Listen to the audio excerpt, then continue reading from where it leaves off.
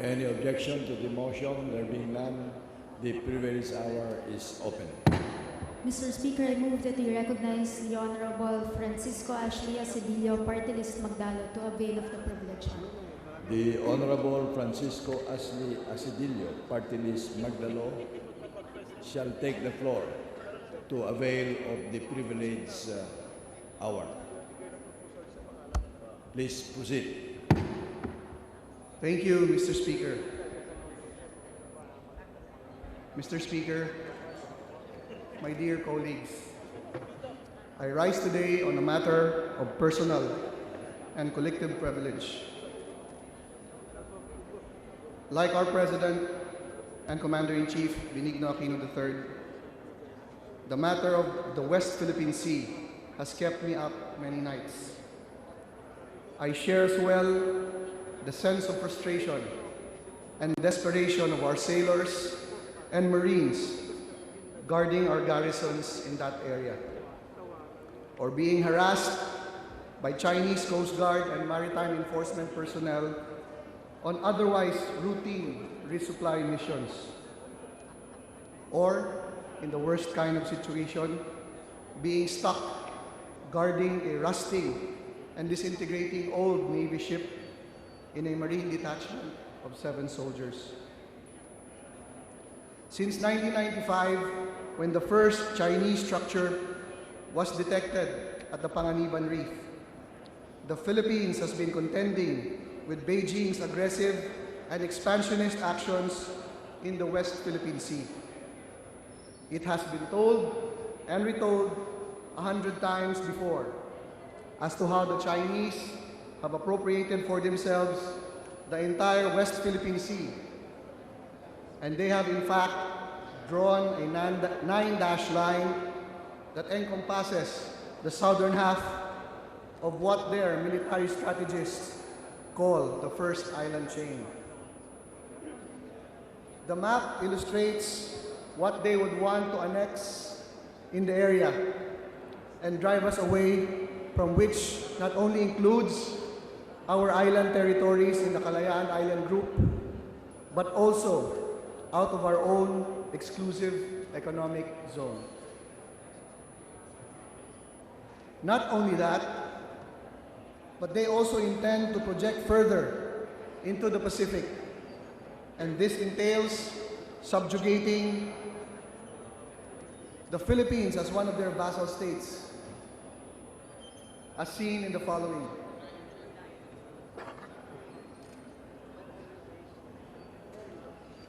Truly, this is Beijing reliving the days of Imperial China, where its influence and dominance was felt throughout the entire region. It may seem laughable, but China is dead serious about what it is doing. They have managed to build up their maritime capabilities for the past 40 years, a far cry from the 1970s, where the People's Liberation Army Navy, or PLAN, was merely regarded as a brown water navy, which was slightly better than that of the Philippine Navy. But now, it is in possession of more than 100 warships with missile capability, ballistic missile submarines, and just last year, its first aircraft carrier, which is an ex-Russian vessel. Beijing tried to hoodwink the world by saying it would merely turn the former carrier Variag into a floating casino. That, my dear colleagues, characterizes what China has been doing, steadily building up and strengthening its capabilities, while lying through its teeth that what they are doing is for peaceful intentions, while it is us who are at fault, according to them, for making provocations. Currently, they are policing our own EEZ and driving away our fishermen from our own fishing grounds with their huge fleet of maritime enforcement vessels from the China Maritime Surveillance and Fisheries Law Enforcement Command. This was a far cry from 1995, when both these Chinese agencies, during the time of the Panganiban Reef crisis, were both a non-presence in the West Philippine Sea. As I have said, the story of China's aggression has been told and retold not only here in the Philippines, but internationally as well. The United States has grown increasingly concerned that it is warning Beijing about the consequences of its actions, while Vietnam is currently in a tense standoff with Chinese maritime vessels over an oil rig that Beijing deployed in what Hanoi claims as its territory. Indonesia is said to be increasingly wary of what China has been doing at the southernmost edge of the 9-dash line that encroaches into the Natuna Islands, which is claimed by Jakarta.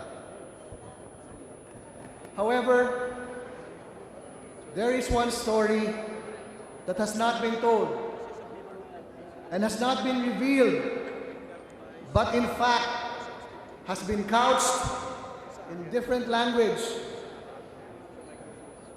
to explain away and sweep under the rug what have been continuous lapses and neglect on our part as a sovereign nation.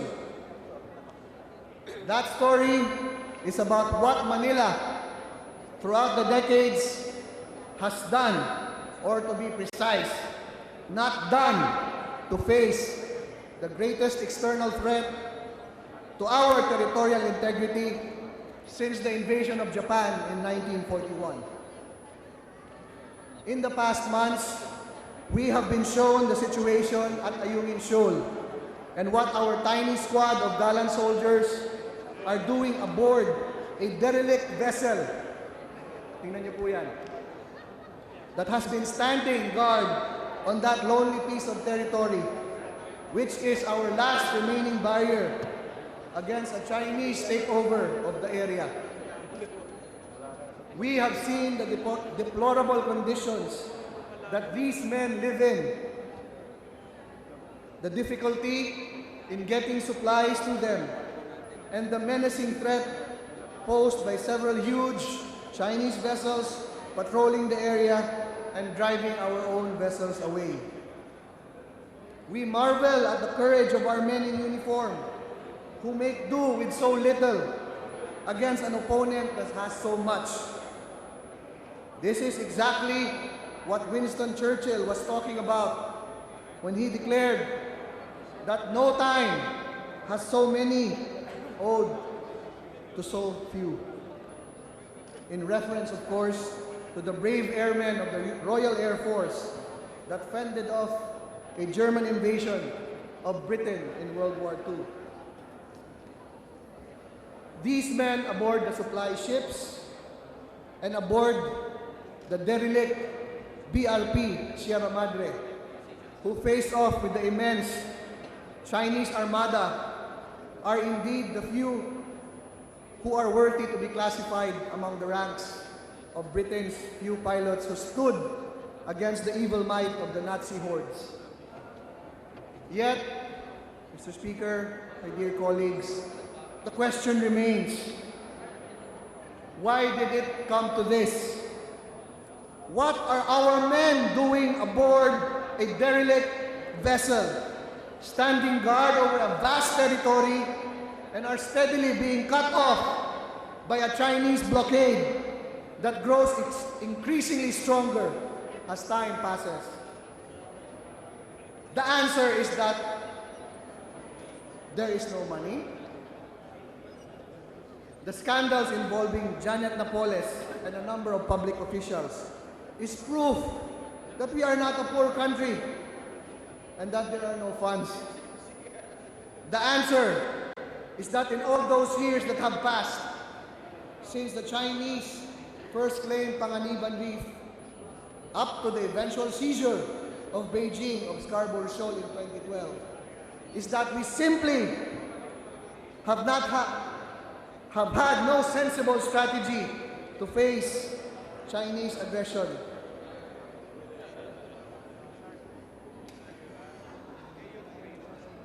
Did our planners lack in their efforts? They have formulated a national security policy, and even previous administrations have had their own national security strategies. But ladies and gentlemen, the bigger problem lies with interdepartmental turfing, naivete, and glaring short-sightedness that has resulted in the Philippines steadily losing its territories and our exclusive economic zone in the West Philippine Sea. When the Panganiban Reef crisis broke out, the Ramos administration saw it fit to face it with a diplomatic initiative that saw the Department of Foreign Affairs taking a lead role in the defense of the Republic against the Chinese threat. Great faith then was put on confidence-building measures and the creation of a declaration of a code of conduct that would hopefully do two things. One, make it appear that something was being done, and two, naively hope that China, despite all of its double talk regarding its installations at Panganiban Reef, Beijing would see reason and be a productive partner. Some productive partner China has turned out to be. In fact, so pervasive was the influence of the Department of Foreign Affairs on matters pertaining to the defense of our interests that initiatives being advanced to increase our presence in the West Philippine Sea were constantly being thumbed down by that department so as, quote unquote, not to provoke the Chinese. And this at a time when China's presence was not even that strong in that area. A case in point is that aside from Asungin Shoal, the other area that was supposed to have a Navy ship on it was the Scarborough Shoal. That was not to be, as the plan to send a vessel there in 1999 was scuttled at the last moment by the DFA. Fast forward to 2012, with no physical presence in the shoal on the part of the Philippines, China saw it as easy pickings. How would have things turned out had we had a vessel stationed, or to be precise, run aground in that area? Or at least, if we built a structure in that shoal, we would have at least the Scarborough Shoal still in our possession. There is a code of conduct that the government, with DFA influence, has strictly and blindly followed, whereas all the other claimant countries have not even bothered to look at that document or have merely used it as a convenient source for motherhood statements in international conferences, while they themselves execute policies in direct contravention to it in the areas they occupy that they claim as their own. China is, of course, a leading exponent of that duplicity and has taken it to the extreme, while our own government has been a rabid follower of the Code of Conduct, to the point that our own interests in the area are jeopardized and the lives of our men are put at risk. Then probably, Mr. Speaker, my dear colleagues, that would explain why our men are in a rust bucket in the middle of marauding Chinese vessels. For fear of provoking the Chinese, and due to a naive and blind belief that the adherence to the Code of Conduct would put us at a moral high ground, thus making things work in our way, all administrations in the past 2 decades simply refuse to improve the structures and installations we have there. Since 1999, when the BRP Sierra Madre ran aground at Ayungin, there has not been an attempt to improve on anything. And it is anybody's guess what the response of our government would be if the ship suddenly suffers a structural failure and collapses, or worse, a super typhoon passes by the area and tears the ship apart, as Yolanda did to many ships in Tacloban last year. If we go by previous lack of actions of all the administrations combined, then there is only one answer to that. For fear of provoking the Chinese, and so as not to violate the code of conduct, we will simply do nothing as the Chinese clean up what is left of the BRP Sierra Madre, and perhaps even rescue who is left to rescue in the tiny complement of gallant soldiers aboard it, and of course, eventually claim the shoal for itself. Of course, the DFA will issue one of its most potent weapons, a diplomatic protest, and the Chinese will just laugh themselves all the way to their next target, the Reed Bank, or what we fondly call the Recto Bank. It is reasonable to expect that financial challenges to our military modernization program would put some delays in the acquisition of modern hardware, especially since the Armed Forces of the Philippines has to contend with the New People's Army and lately only has stopped contending with Muslim secessionism.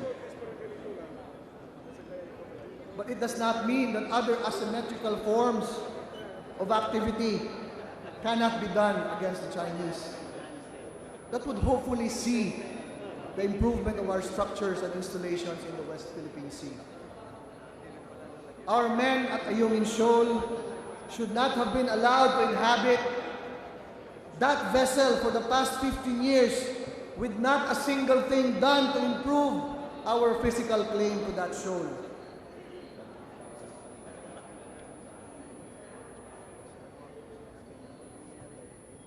Equally outrageous is what has happened to Pag-asa Island, which is our largest territorial possession in the Kalayaan Island Group.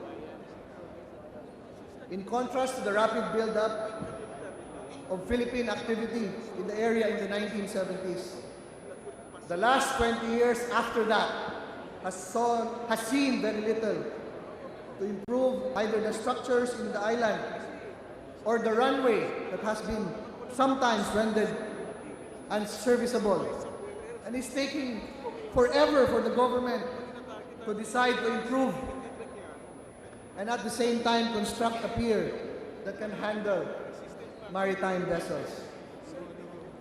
The pleas of Kalayaan Municipal Mayor Eugenio Bitoonon to improve Pag-asa Island have fallen on deaf ears, despite the fact that Chinese vessels have regularly harassed his supply runs to and from Pag-asa Island. In short, while the Chinese have made the West Philippine Sea at the top of their priority list, for us, it is at the very bottom. Today, we are witness again to another form of naivete from the DFA, as seen in the manner in which it has pursued the arbitration case in the International Tribunal on the Law of the Sea. I am not of the position that we should not do it. In fact, it does add strength to our claim. However, what smacks of naivete is when the DFA sees it fit to tie the hands of all our maritime and naval agencies, that they are not able to do anything, thereby jeopardizing our claim to the area para lang po hindi ma-jeopardize yung ating kaso. Let me share Mr. Speaker, my dear colleagues, what happened in one of the hearings of the Committee on Foreign Affairs. Two of our brightest lawyers from the DFA were there. I asked a simple question. Assuming po, manalo tayo sa kaso, what then? Which international agency will enforce the findings of the tribunal? Can we simply wave a piece of paper to the Chinese and say, oh, amin yan. Nandun na nga sila. Alam niyo po, nakakatakot yung sagot ng DFA. Sabi po nila, yun lang po.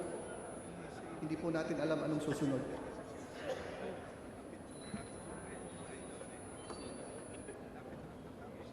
What good is winning the case when we have nothing substantial left in the West Philippine Sea, or even our exclusive economic zone? Time and again, individuals from maritime and military agencies have confided in me that they cannot move because it will resort down to jeopardizing our case in the International Tribunal. When they seek further clarification, or when they point at the threats and weaknesses of our positions, they never receive a satisfactory answer from the DFA. Only the remark that the case is all important and is our key to protecting our territories there. Yun lang po ang sagot. I can only imagine when we win the case. Anong gagawin natin? We send the ship there? By then, it will be too late, ladies and gentlemen. I sometimes wonder what reality those behind this arbitration case live in, to so fervently believe that it is worth to sacrifice our defenses to the point of criminal neglect just to make a bunch of judges come up with a favorable verdict that Beijing would not even bother with. We cannot expect Beijing to live up to its word. It has been proven time and time again. They have broken every single agreement, every single word of theirs. In the same vein, we cannot delude ourselves with the belief that the United States will come to our immediate aid as China progressively pushes us out in the West Philippine Sea. It will take more than that, ladies and gentlemen. Hindi po automatic yan. Also, we cannot blindly believe that the international community will come to our timely aid when all our chips are down. This is our fight, and this is something that we can only do alone for now. There is little time for us to strengthen our defenses and improve our capabilities. If it is the wish of the government to make our soldiers and our sailors pawns and tripwires, wag naman po natin silang hayaan na maging totally defenseless and not even have the slightest fighting chance just because of excessive paranoia that we will lose our case. Meantime, President Aquino and myself and many others who think the same way will have to spend many more sleepless nights. Thank you, Mr. Speaker. Thank you, distinguished colleagues. The